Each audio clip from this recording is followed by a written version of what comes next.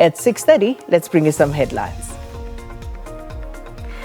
And in our headlines, the murder case of slain rapper Kiernan aka Forbes and his celebrity chef friend Tibolo Tibbs Motswane resumes in the Durban Magistrates Court this morning.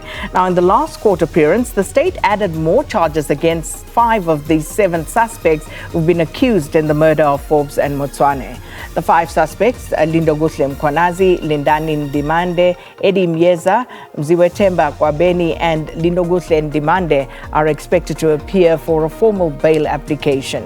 Now, they face 12 charges, which includes murder, attempted murder, illegal possession of firearms and ammunition, and money laundering.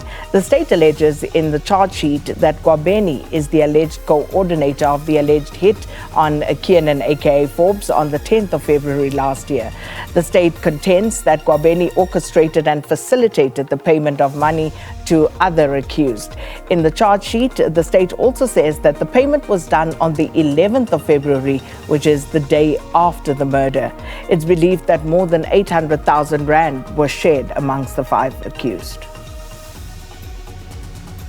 Public Enterprises Minister Pravin Gordhan has announced that the South African Airways deal with Takatso Consortium is off the table. Gordhan was addressing the media in Parliament in Cape Town. He says that various factors had played a role that led to the mutual agreement for the deal to be ended.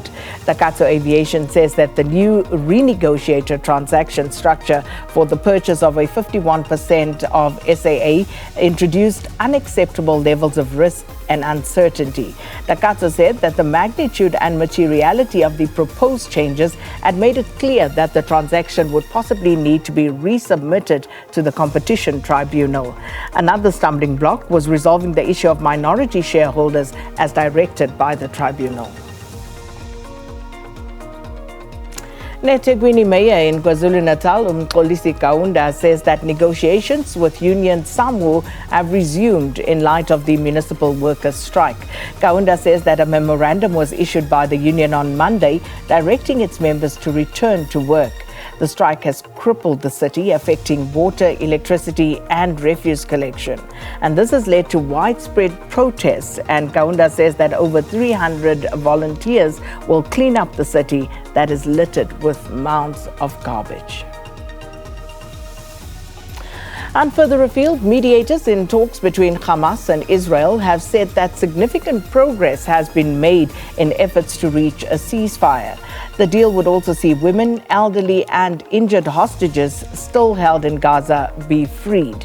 Israeli forces launched an air and ground assault in response to the October 7 attacks by Palestinian militants from Hamas, which killed around 1,200 people and took more than 250 hostages. According to Gaza health authorities, Israel's response has killed more than 31,000 Palestinians, destroyed much of the Strip's infrastructure, and sparked a humanitarian crisis. Well, those are your headlines at 6:30.